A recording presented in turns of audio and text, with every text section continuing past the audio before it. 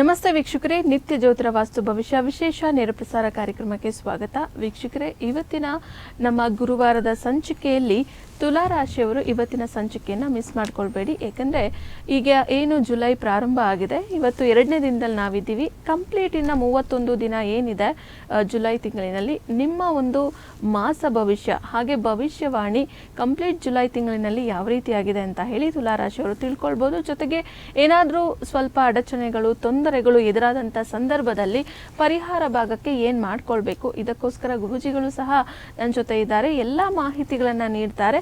ಹಾಗೆ ಅವ್ರು ನೀಡುವಂಥ ಪರಿಹಾರ ಕೂಡ ತುಂಬ ಸುಲಭವಾಗಿರುತ್ತೆ, ಬೇಗನೆ ನೀವು ಅದರ ರಿಸಲ್ಟನ್ನು ನೀವು ತಿಳ್ಕೊಳ್ಬೋದು. ಮೊದಲನೇದಾಗಿ ಗುರೂಜಿಗಳನ್ನು ಕಾರ್ಯಕ್ರಮಕ್ಕೆ ವೆಲ್ಕಮ್ ಮಾಡ್ತಾ ಇದ್ದೀನಿ. ಖ್ಯಾತ ಜ್ಯೋತಿಷಿಗಳು, ಖ್ಯಾತ ಸಂಖ್ಯಾಶಾಸ್ತ್ರಜ್ಞರು ಮತ್ತು ಪಂಚಭೂತ ವಾಸ್ತು ತಜ್ಞರಾದ ಶ್ರೀ ಮಂಜುನಾಥ್ ಗುರೂಜಿಗಳು. ಗುರೂಜಿ ನಮಸ್ತೆ, ಕಾರ್ಯಕ್ರಮಕ್ಕೆ ಸ್ವಾಗತ.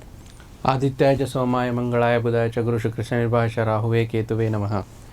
ಗುರುಜಿ, ಈಗ ನಾವು ತುಲಾ ರಾಶಿ ವಿಚಾರಕ್ಕೆ ಸಂಬಂಧಪಟ್ಟಂತೆ ನೋಡೋದಾದ್ರೆ ಮೊದಲನೇದಾಗಿ ನವಗ್ರಹಗಳ ಗೋಚರ ಯಾವ ರೀತಿಯಾಗಿ ಆಗ್ತಾ ಇದೆ, ಅದರ ಒಂದು ಆಧಾರ ತುಲಾ ರಾಶಿಯವರಿಗೆ ರಾಶಿಫಲ ಜುಲೈ ತಿಂಗಳಿನಲ್ಲಿ ಏನಿದೆ, ಆಚರಣೆಯ ಭಾಗವಾಗಿ ತುಲಾ ರಾಶಿಯವರು ಏನು ಮಾಡ್ಕೊಳ್ಬೇಕು?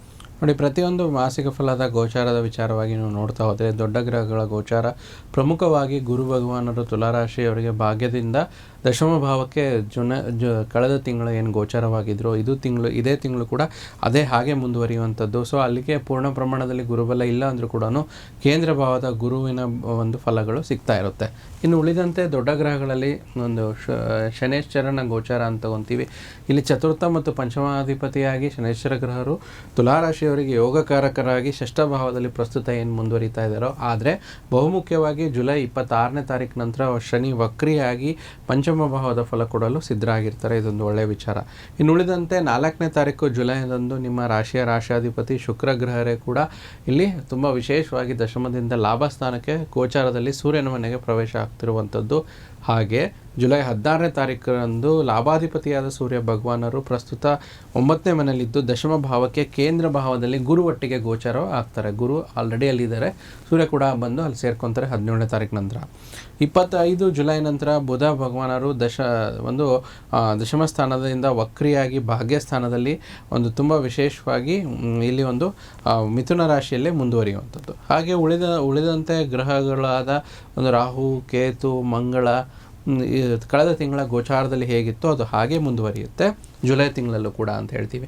ಮತ್ತು ತುಂಬ ವಿಶೇಷವಾಗಿ ಈ ತಿಂಗಳು ಆಚರಣೆ ಭಾಗವಾಗಿ ತಾವು ಕೇಳಿದ್ರಿ, ಜುಲೈ 29ನೇ ತಾರೀಕು ಗುರುಪೂರ್ಣಿಮೆ ಇರುವಂಥದ್ದು. ಹಾಗಾಗಿ ಯಾರಿಗೆ ಜಾತಕದಲ್ಲಿ ಒಂದು ಗುರುಬಲ ಇಲ್ಲ, ಗುರು ನೀಚವಾಗಿದ್ದಾರೆ, ಗುರು ಚಾಂಡಲ ಯೋಗ ಇದೆ, ಇನ್ನೇನು ಸಮಸ್ಯೆಗಳು ನಿಮಗೆ ಇದ್ದರೂ ಈ ಒಂದು ಗುರುಪೂರ್ಣಿಮೆಯಂದು ಗುರುಗಳ ಆರಾಧನೆ ಮಾಡುವಂಥದ್ದು, ಗುರು ರಾಘವೇಂದ್ರ ಸ್ವಾಮಿ, ಗುರು ದತ್ತಾತ್ರೇಯ ಮತ್ತು ಸಾಯಿಬಾಬಾ, ನಿಮ್ಮ ಇಷ್ಟ ದೇವರ ಒಂದು ಆರಾಧನೆ, ಗುರುವಿಗೆ ಸಮಾನರಾಗಿರುವಂಥ ದೇವರ ಆರಾಧನೆಯಿಂದ ಗುರು ಒಂದು ಕೃಪೆಗೆ ಒಳಗಾಗಿ ನಿಮಗೆ ಒಂದು ಆಶೀರ್ವಾದ ಲಭಿಸುತ್ತೆ.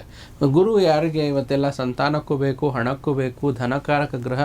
ಸೊ ಆ ಒಂದು ಗುರುವಿನ ಸೇವೆಯಿಂದ ಅದರ ಒಂದು ಭಾಗ್ಯ ಲಭಿಸುತ್ತೆ. ಆಮೇಲೆ ಜುಲೈ 10ನೇ ತಾರೀಕಿನಂದು ಬುಧ ಜಯಂತಿ ಇರುವಂಥದ್ದು. ಬುಧ ಅಂದರೆ ವಿಷ್ಣು, ವೆಂಕಟೇಶ್ವರ, ನಾರಾಯಣ ಅಂತ ಹೇಳ್ತೀವಿ. ಸೊ ಇಲ್ಲಿ ಯಾರಿಗೆ ನೀವು ಒಬ್ಬರು ವ್ಯಾಪಾರಸ್ಥರಾಗಿರ್ಬೋದು, ಒಂದು ವಿದ್ಯಾರ್ಥಿ ಆಗಿರ್ಬೋದು, ಸೊ ನಿಮಗೆ ಒಂದು ಬುಧನ ಆರಾಧನೆ ಮಾಡೋದ್ರಿಂದ ನಿಮಗೆ ತುಂಬ ಅನುಕೂಲತೆಗಳಾಗುತ್ತೆ ಈ ರೀತಿ. ಮತ್ತು ಇನ್ನು ಉಳಿದ ಒಂದು ವಿಚಾರ ಏನಂತಂದರೆ ದಕ್ಷಿಣಾಯನ ಪುಣ್ಯಕಾಲ ಆರಂಭ ಆಗ್ತಿರುವಂಥದ್ದು 15ನೇ ತಾರೀಕು ನಂತರ. ಅಲ್ಲಿಗೆ ಆಷಾಢ ಮಾಸ ಕೂಡ ಪ್ರಾರಂಭ ಆಗ್ತಿರುವಂಥದ್ದು. ಒಂದು ವಿಶೇಷ ಸಂಚಿಕೆ ಆಷಾಢ ಮಾಸದ ಬಗ್ಗೆ ಕೂಡ ಈ ಎಲ್ಲ ರಾಶಿಫಲ ಮುಗಿದ ನಂತರ ನಮ್ಮ ವೀಕ್ಷಕರಿಗೆ ತಿಳಿಸೋಣ. ಸೊ ಆ ಆಚರಣೆ ಬರುವಂಥದ್ದು. ಸೊ ಈ ರೀತಿ ಒಂದು ತುಲಾ ರಾಶಿಯವರಿಗೆ ಜುಲೈ ತಿಂಗಳಲ್ಲಿ ನವಗ್ರಹಗಳ ಗೋಚಾರ ಮತ್ತು ವಿಶೇಷವಾದ ಆಚರಣೆಯ ಫಲಗಳು ಜರುಗುವಂಥದ್ದು. ಗುರುಜಿ, ಇನ್ನು ನವಗ್ರಹಗಳ ಗೋಚರದ ಪ್ರಭಾವ ವಿಸ್ತೃತವಾಗಿ ನೋಡೋದಾದ್ರೆ ತುಲಾ ರಾಶಿಯವರಿಗೆ ಅದು ಜುಲೈ ತಿಂಗಳಿನಲ್ಲಿ ಹೇಗೆ ಪ್ರಭಾವವನ್ನು ಬೀರ್ತಾ ಇದೆ? ನೋಡಿ, ವಿಸ್ತೃತವಾಗಿ ಮೊದಲನೇದಾಗಿ 9ನೇ ಮನೆಯಲ್ಲಿರುವಂಥ ಗುರು, ಭಾಗ್ಯದ ಗುರು, ದಶಮ ಸ್ಥಾನಕ್ಕೆ ಗುರುಬಲ ಇಲ್ಲ. ಆದರೆ ದಶಮ ಸ್ಥಾನ ಅಂದರೂ ಕೂಡ ಕೇಂದ್ರ ಭಾವ ಅಂತಂದರೆ ಒಳ್ಳೆ ಫಲಗಳು ಕೊಡ್ತಾರೆ.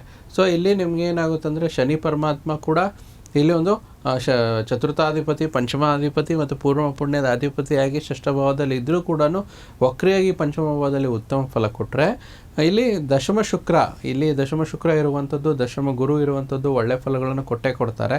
ಆದರೆ ದಶಮ ಭಾವ ಅಂತ ನಾವೇನು ಹೇಳ್ತೀವಿ ಅಂದರೆ ಹೌಸ್ ಆಫ್ ಜಾಬ್ ಮತ್ತು ಹೌಸ್ ಆಫ್ ಪ್ರೊಫೆಷನ್ ಅಂತ ಹೇಳ್ತೀವಿ. ಸೊ ರಾಶಾಧಿಪತಿ ಶುಕ್ರ ಭಗವಾನರು ಕೂಡ ದಶಮದಲ್ಲಿದ್ದಾಗ, ಗುರುವಟ್ಟಿಗೆ ಇದ್ದಾಗ ಅಭಿವೃದ್ಧಿ, ಒಂದು ಕೆಲಸದಲ್ಲಿ ಅಭಿವೃದ್ಧಿ ಸಿಗುವಂಥದ್ದು ಮತ್ತು ಸಹವರ್ತಿಗಳಿಂದ ಸಹಕಾರ ಅಂದರೆ ಕಲೀಗ್ಸ್ ಅಂತ ಹೇಳ್ತೀವಿ, ಅವರಿಂದ ಕೋಆಪ್ರೇಷನ್ ಜಾಸ್ತಿ ಸಿಗುತ್ತೆ, ಅಥವಾ ಮೇಲಾಧಿಕಾರಿಗಳು who are your reporting to the officers ಅಂತ ಹೇಳ್ತೀವಲ್ಲ, ಅವರ ಹೊಗಳಿಕೆ ತುಂಬ ಸಿಗುತ್ತೆ. ಮತ್ತು ಹಲವಾರು ವಿಚಾರದಲ್ಲಿ ಅನೇಕ ಅನುಕೂಲತೆಗಳು ತುಲಾರಾಶಿಯವರಿಗೆ ಜುಲೈ ತಿಂಗಳಲ್ಲಿ ಜರುಗ್ತಾ ಇರುವಂಥದ್ದು.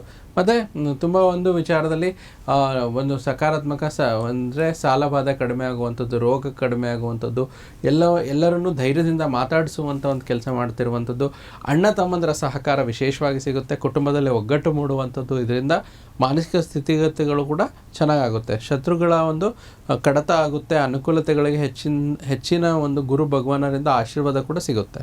ಮತ್ತು ಶತ್ರುಗಳ ಪಲಾಯನ ಮತ್ತು ಮಿತ್ರತ್ವ ಪ್ರಾಪ್ತಿ, ಅದ್ರ ಜೊತೆಯಲ್ಲಿ ಗುರುಬಲ ಇನ್ನಷ್ಟು ಗಟ್ಟಿಗೊಳಿಸಲು ಗುರುಪೂರ್ಣಿಮೆಯನ್ನು ಆಚರಣೆ ಮಾಡುವಂಥದ್ದು. ಮೊದಲೇ ಹೇಳಿದಾಗೆ ಗುರುಪೂರ್ಣಿಮೆ ಆಚರಣೆ ಎಲ್ಲರಿಗೂ ಬದ್ಧ, ಅದರಲ್ಲೂ ವಿಶೇಷವಾಗಿ ಒಂದು ತುಲಾರಾಶಿಯವರ ವಿಚಾರದಲ್ಲಿ ಇನ್ನೂ ಅನುಕೂಲ ಆಗುತ್ತೆ. ಇನ್ನು ಬುಧ ಭಗವಾನರು ಕೂಡ 9ನೇ ಮನೆಗೆ ಸ್ಥಾನಕ್ಕೆ ವಕ್ರಿಯಾಗಿ ಮಿಥುನ ರಾಶಿಗೆ ಬರೋದರಿಂದ ಇಲ್ಲೇನಾಗುತ್ತೆ, ತಂದೆಯಿಂದ ಒಂದು ಒಳ್ಳೆಯ ಉತ್ತಮ ಸಹಕಾರ ಸಲಹೆಗಳು ದೊರಕುತ್ತೆ. ತುಲಾರಾಶಿಯವರಿಗೆ 9ನೇ ಮನೆ ಗುರುವಿನ ಸ್ಥಾನ ಆಗಿರೋದ್ರಿಂದ ಗುರುವಿನ ಭಾಗ್ಯ ಕೂಡ ಲಭಿಸುತ್ತೆ. ಒಂದು ಒಳ್ಳೆಯ ಸಲಹೆ, ಒಂದು ಒಳ್ಳೆಯ ಸಮಾಧಾನ, ಒಂದು ಧೈರ್ಯಕ್ಕೆ ಒಂದು ಕಾರಣ ಅದೇ ಗುರು ಅಂತ ಹೇಳ್ತೀವಲ್ಲ. ಸೊ ಇದು ಇವತ್ತಿನ ಒಂದು ಗುರು ಅನುಗ್ರಹದಿಂದ ಒಳ್ಳೆಯ ಸಂಪಾದನೆ ಕೂಡ ಮಾಡ್ಕೋಬೋದು ತುಲಾರಾಶಿಯವರು. ಮತ್ತು ಪ್ರತಿಯೊಂದು ವಿಚಾರದಲ್ಲಿ ಒಂದು ದೇವಾಲಯ ದರ್ಶನ ಆಗ್ಬೋದು, ಒಂದು ಧಾರ್ಮಿಕ ಯಾತ್ರೆಗಳನ್ನು ತೆಗೆದುಕೊಳ್ಳುವಂಥದ್ದು, ಇದೆಲ್ಲ ವಿಚಾರ ಅನುಕೂಲ ಬುಧನಿಂದ ಬರುವಂಥದ್ದು. ಇದರಿಂದ ಜುಲೈ ತಿಂಗಳಲ್ಲಿ ದೈವಾನುಗ್ರಹ ಹೆಚ್ಚಾಗಿ ಲಭಿಸುತ್ತೆ. ಮತ್ತು ಬುಧ ಒಂದು ತುಂಬ ಒಂದು ಷಷ್ಠಾಧಿಪತಿ ಸ್ಥಾನದಲ್ಲಿರುವಂಥದ್ದು, ಭಾಗ್ಯಸ್ಥಾನದಲ್ಲಿ ಗೋಚರ ಆಗ್ತಿರೋದ್ರಿಂದ ತುಲಾರಾಶಿಯವರಿಗೆ ಯಾರ್ಯಾರು ವಿದೇಶದಲ್ಲಿರ್ತಾರೋ, ವಿದೇಶ ಪ್ರಯಾಣ ಮಾಡ್ತಿರ್ತಾರೋ, ಇಷ್ಟಪಡ್ತಿರ್ತಾರೋ ಅವರಿಗೆ ತುಂಬ ಒಳ್ಳೆಯದಾಗುತ್ತೆ. ಮತ್ತು ಫಾರಿನ್ ಕ್ಷೇತ್ರದಲ್ಲಿ ಇಂಪೋರ್ಟ್ ಎಕ್ಸ್ಪೋರ್ಟ್ ಬಿಸ್ನೆಸ್ ಮಾಡುವಂಥವ್ರು, ವಿದೇಶದಲ್ಲಿ ವಿದ್ಯಾಭ್ಯಾಸ ಮಾಡುವಂಥವ್ರು ಕೂಡ ಸಮಸ್ಯೆಗಳು ದೂರವಾಗಿ ಸುತ್ತಲಿನ ವಾತಾವರಣ ಸಕಾರಾತ್ಮಕವಾಗಿ ಪರಿಗಣನೆಗೊಳ್ಳುತ್ತೆ. ಮತ್ತು ಈ ರೀತಿ ಅನುಗ್ರಹಗಳು ಅನೇಕ ವಿಸ್ತೃತ ಪ್ರಭಾವದಿಂದ ತುಲಾರಾಶಿಯವರಿಗೆ ಜುಲೈ ತಿಂಗಳಲ್ಲಿ ಲಭಿಸ್ತಾ ಇರುವಂಥ.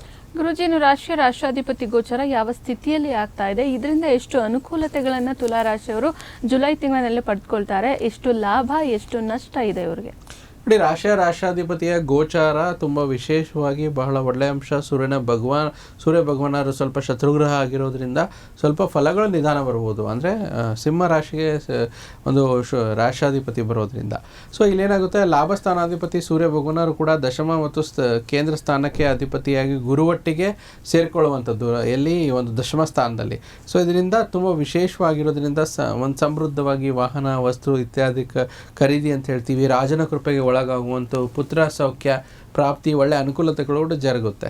ಮತ್ತು ಅಷ್ಟಮಾಧಿಪತಿಯಾಗಿ ಲಾಭಸ್ಥಾನದಲ್ಲಿ ಇರುವಂಥದ್ದು ಆದ್ದರಿಂದ ಸ್ವಲ್ಪ ಅದೃಷ್ಟ ಕಡಿಮೆ, ಸ್ವಲ್ಪ ದೇಹ ಸೌಖ್ಯ ಕಡಿಮೆ, ಏನೋ ಒಂಥರ ಪೇನು, ಏನೋ ಒಂಥರ ಡಯಾಗ್ನೈಸಬಲ್ ಥಿಂಗ್ಸ್ ಅಂತ ಹೇಳ್ತೀವಿ ಮೆಡಿಕಲಿ, ಅದು ಸ್ವಲ್ಪ ಸಮಸ್ಯೆಗಳನ್ನು ಕೊಡುತ್ತೆ. ಆದರೆ ಅದೇ ಸಮಯದಲ್ಲಿ ಸಕಾರಾತ್ಮಕ ಅಂಶ ನೋಡಿದ್ರೆ ಅಷ್ಟಮಾಧಿಪತಿ ಲಾಭದಲ್ಲಿರೋದು ಏನಾಗುತ್ತೆ ಅಂದರೆ ಇನ್ಶೂರೆನ್ಸ್ ಸೆಟಲ್ಮೆಂಟು ಮತ್ತು ಬ್ಲಡ್ ಬ್ಯಾಂಕು, ಆಸ್ಪತ್ರೆಯಲ್ಲಿ ಯಾರು ಕೆಲಸ ಮಾಡ್ತಾರಲ್ವ ಎಮರ್ಜೆನ್ಸಿ ಅಂಥವ್ರಿಗೆ ತುಂಬ ಚೆನ್ನಾಗಿರುತ್ತೆ. ನೀವು ಒಬ್ಬ ನರ್ಸ್ ಆಗಿರ್ಬೋದು, ಒಂದು ಮೆಡಿಕಲ್ ರೆಪ್ರೆಸೆಂಟೇಟಿವ್ ಅಥವಾ ಮೆಡಿಕಲ್ಗೆ ಸಂಬಂಧಪಟ್ಟಂಥ ಎಂಪ್ಲಾಯ್ ಆಗಿರ್ಬೋದು, ತುಂಬ ಚೆನ್ನಾಗಿರುತ್ತೆ. ರಿಸ್ಕ್ ತೆಗೆದುಕೊಂಡು ಮುಂದುವರಿಯೋದಕ್ಕೆ ಭಯ ಆದರೂ ಕೂಡ ಲೈಫಲ್ಲಿ ಕ್ಯಾಲ್ಕುಲೇಟೆಡ್ ರಿಸ್ಕನ್ನು ಈ ಒಂದು ಮಾಸದಲ್ಲಿ ತುಲಾರಾಶಿಯವರು ತಗೋಬೋದು. ಮತ್ತು ಯಾವುದೇ ರೀತಿ ಒಂದು ವಿಚಾರದಲ್ಲಿ ಪಂಚಮ ರಾಹು ಗೋಚಾರದಲ್ಲಿ ಇರೋದ್ರಿಂದ ಒಂದು ಈ ಆರ್ಟಿಫಿಷಿಯಲ್ ಇಂಟೆಲಿಜೆನ್ಸು ಮತ್ತು ಯಾರು ಉದ್ಯೋಗದಲ್ಲಿರ್ತಾರೆ ಅವರಿಗೆ ಒಂದು ಒಳ್ಳೆ ರೆಕಗ್ನೇಷನ್ ಸಿಗುವಂಥದ್ದು, ಒಳ್ಳೆ ಕ್ಯಾಂಪಸ್ ಸಿಗುವಂಥದ್ದು, ಒಳ್ಳೆ ಒಂದು ಈ ವಿಶೇಷವಾಗಿ ಉದ್ಯಮ ಜೊತೆಗಿನಲ್ಲಿ ಕೆಲಸ ಮಾಡ್ತಾಯಿದ್ರೆ ಅದರಲ್ಲಿ ಒಳ್ಳೆ ಪ್ಯಾಕೇಜು ಮತ್ತು ರಿಸರ್ಚ್ ಡೆವಲಪ್ಮೆಂಟ್ ಇದರಲ್ಲಿ ತೊಡಗಿಸ್ಕೊಂಡವರಿಗೆ ಒಂದು ಹೊಸದೇನೋ ಸಬ್ಜೆಕ್ಟ್ ಕಂಡುಹಿಡಿಯುವಂಥ ಅವಕಾಶಗಳು ಲಭಿಸುತ್ತೆ. ಮತ್ತು ಹಿಂದೆ ಈ ರೀತಿ ಒಂದು ನವಗ್ರಹಗಳ ಗೋಚಾರ ವಿಸ್ತೃತ ಪ್ರಭಾವದೊಂದಿಗೆ ತುಲಾರಾಶಿಯವರಿಗೆ ಜುಲೈ ತಿಂಗಳಲ್ಲಿ ಜರುಗ್ತಾ ಇದೆ. ಗುರುಜಿ, ಇನ್ನು ತುಲಾರಾಶಿಯಲ್ಲಿ ಬರ್ತಕ್ಕಂಥ ನಕ್ಷತ್ರಗಳು ಏನಿದ್ದಾವೆ, ಆ 3 ನಕ್ಷತ್ರಗಳಿಗೆ ಏನಾದರೂ ಫಲಗಳು ಜುಲೈ ತಿಂಗಳಿನಲ್ಲಿ ಲಭಿಸ್ತಾ ಇದೆಯಾ? ಮತ್ತು ಪರಿಹಾರ ಭಾಗಕ್ಕೆ ಏನಾದರೂ ಒಂದು ತೊಂದರೆ ಎದುರಾಗ್ತಾ ಇದೆ, ಸಮಸ್ಯೆ ಉಂಟಾಗ್ತಾ ಇದೆ ಅಂದರೆ ಪರಿಹಾರ ಭಾಗಕ್ಕೆ ಏನು ಮಾಡ್ಕೊಳ್ಬೇಕು? ನೋಡಿ, ಇಲ್ಲಿ ಬಹುಮುಖ್ಯವಾಗಿ ಒಂದು ಚಿತ್ತಾ ನಕ್ಷತ್ರ ಅಂತ ಹೇಳ್ತೀವಿ. ರಿಸ್ಕ್ ತೊಗೊಂಡು ಮುಂದುವರಿಯೋದ್ರಿಂದ ವ್ಯಾಪಾರದಲ್ಲಿ ಖಂಡಿತನೇ ಬೆಳಿತೀರಾ. ಸ್ವಾತಿ ನಕ್ಷತ್ರದವರು ಬಹಳ ದಿನಗಳ ಪ್ರೀತಿ, ಪ್ರೇಮ, ಪ್ರಣಯ, ಮದುವೆ ಮಾತುಕತೆಗೆ ಮುಂದುವರಿಯುವಂಥ ಎಲ್ಲ ಸಕಾರಾತ್ಮಕ ಅಂಶಗಳಿದೆ. ಮತ್ತು ವಿಶಾಖ ನಕ್ಷತ್ರದವರಿಗೆ ಅವಕಾಶಗಳ ಲಭ್ಯತೆ, ಒಳ್ಳೆಯ ಆಯ್ಕೆ ಈ ತಿಂಗಳಲ್ಲಿ ಮಾಡ್ಕೊಳ್ಳುವಂಥದ್ದು. ಪರಿಹಾರ ಇಷ್ಟೇ, ಪ್ರತಿ ಬುಧವಾರ ವಿಷ್ಣು ಸಹಸ್ರನಾಮ ಪಠಣೆ ಮಾಡಿ ಮತ್ತು ಬೃಹಸ್ಪತಿಯ ಮಂತ್ರ ಓಂ ಗ್ರಾಂ ಗ್ರೀಂ ಗ್ರೋಂ ಸಹ ಸೂರ್ಯಾಯ ನಮಃ, ಓಂ ಗ್ರಾಂ ಗ್ರೀಂ ಗ್ರೋಂ ಸಹ ಬೃಹಸ್ಪತಿಯೇ ನಮಃ ಅಂತ ನಾವು 2 ಬಾರಿ ಜಪ ಮಾಡಿ ಪ್ರತಿ ಭಾನುವಾರ ಸೂರ್ಯನ ದೇವಸ್ಥಾನದಲ್ಲಿ ಒಂದು ಸ್ವಲ್ಪ ಗೋಧಿ ದಾನ ನೀಡಿ, ಇದು ತುಂಬ ಒಳ್ಳೆಯದಾಗುತ್ತಮ್ಮ. ಗುರುಜಿ ಮತ್ತೆ ಏನಾದ್ರು ಸೂಚನೆ ನಿಮ್ಮ ಕಡೆಯಿಂದ ಏನಾದರೂ ಕೊಡ್ತೀರಾ? ಆದಷ್ಟು ನೋಡಿ ಪ್ಲಾಸ್ಟಿಕ್ ಐಟಮ್ಸ್ನ ಅವಾಯ್ಡ್ ಮಾಡ್ಕೊಳ್ಳಿ. ಪ್ಲಾಸ್ಟಿಕ್ ಇಸ್ ಟೂ ಡೇಂಜರಸ್ ಅಂತ ಹೇಳ್ತೀವಿ. ಗೋಚಾರದಲ್ಲಿ ರಾಹು ಕೂಡ ಸ್ವಲ್ಪ ಸಮಸ್ಯೆ ಕೊಡೋದ್ರಿಂದ ಪ್ಲಾಸ್ಟಿಕ್ ಐಟಮ್ಸ್ನ ಅವಾಯ್ಡ್ ಮಾಡಿಕೊಂಡ್ರೆ ತುಂಬ ಒಳ್ಳೆಯದು.